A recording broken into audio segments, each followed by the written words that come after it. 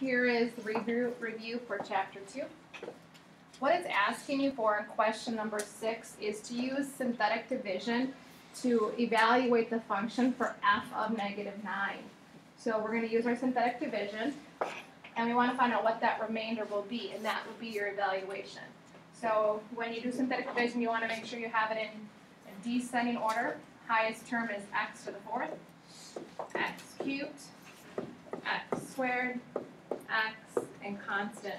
Then your k is negative 9. It's one less.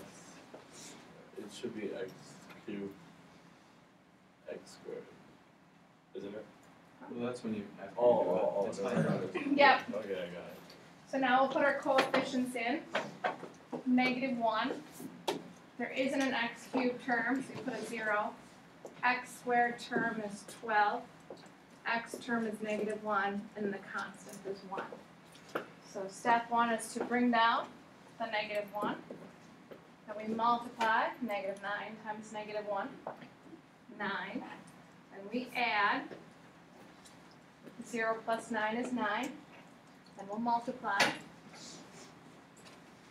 Negative 9 times 9 is negative 81. Then we would add, then we would multiply, and here's where a calculator will need to come into play. Yes. Multiply. What do we get there? Uh-huh. That'd be 621. And then add, and then multiply.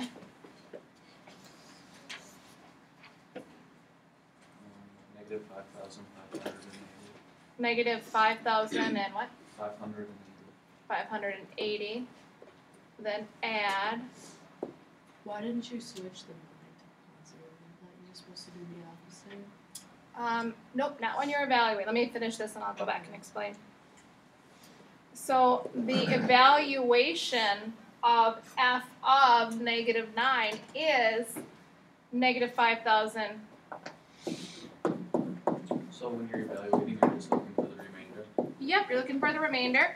And this would be an ordered pair on your function.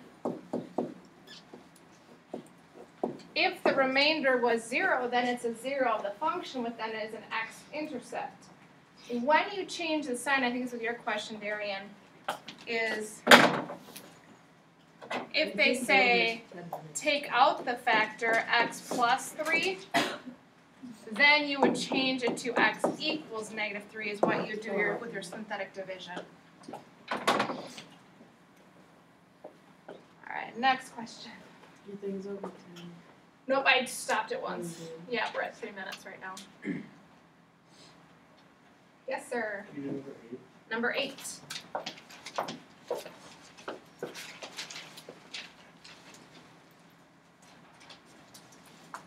Use synthetic division to verify that we have 2 plus 3i is a 0 or factor of the function.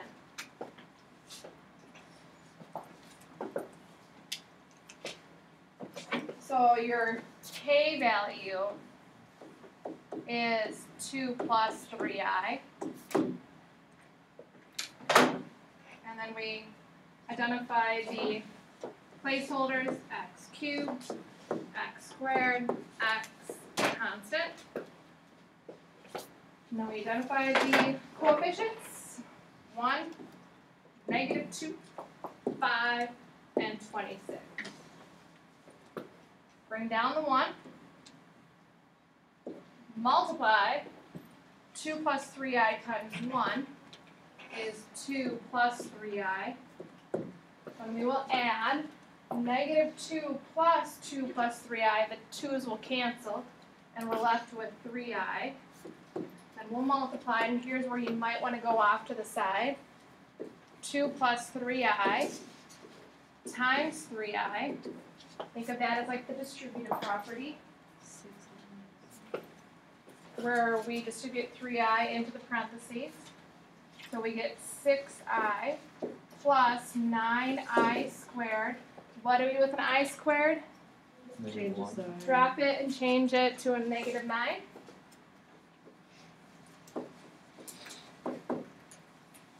Now up here is negative 9 plus 6i. Then we will add 5 plus negative 9 plus 6i, and you get negative 4 plus 6i. Then we'll multiply. Negative 4 plus 6i times 2 plus 3i. Now we have to distribute, so we're going to use the FOIL. So negative 4 times 2 is negative 8. Negative 4 times 3i is negative 12i. 6i times 2 is 12i.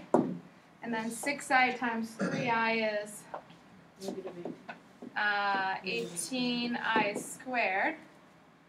The middle terms cancel. And then I can drop the I squared and change the sign to a negative 18. Combine like terms to give us negative 26. Alright, so we would add those two terms together and we get 0, which we wanted to have happen.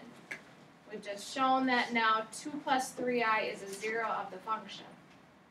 Is it an x-intercept? No, because it's an imaginary, it's a complex 0. Next question. What number? 9. Okay.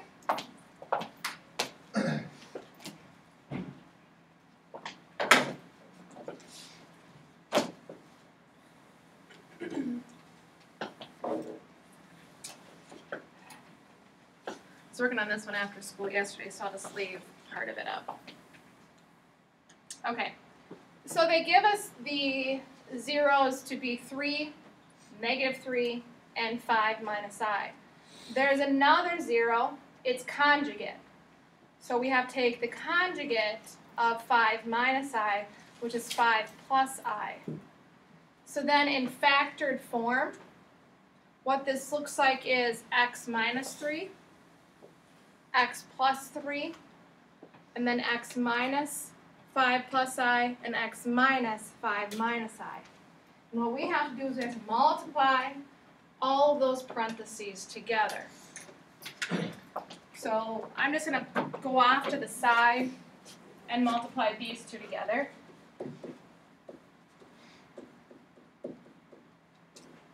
So it'll be x squared.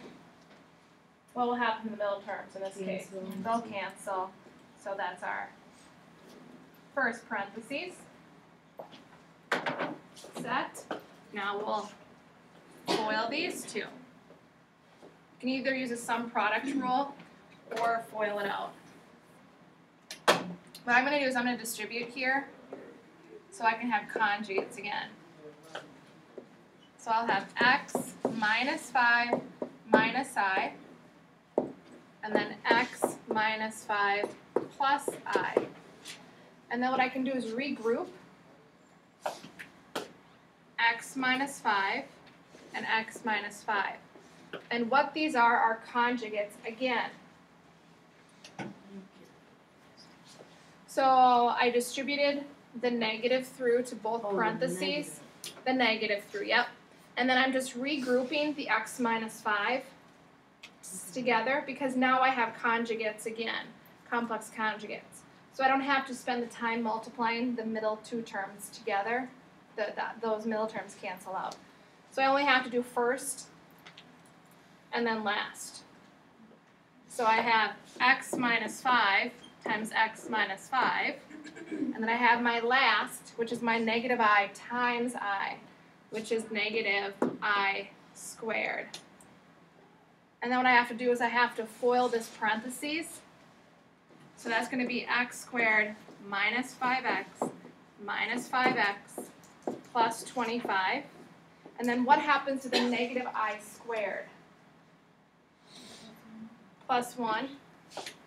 And then I just combine like terms there.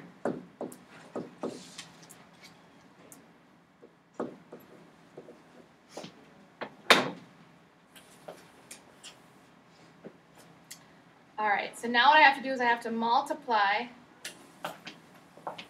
the middle terms together, or the red and the blue together. So I'd take the f of x equals x squared minus 9, and then x squared minus 10x plus 26. And I would distribute the first term through the second parentheses, and then I would distribute the negative 9 through the second parentheses. I'll let you kind of finish that. And then it'll be its function. Next question.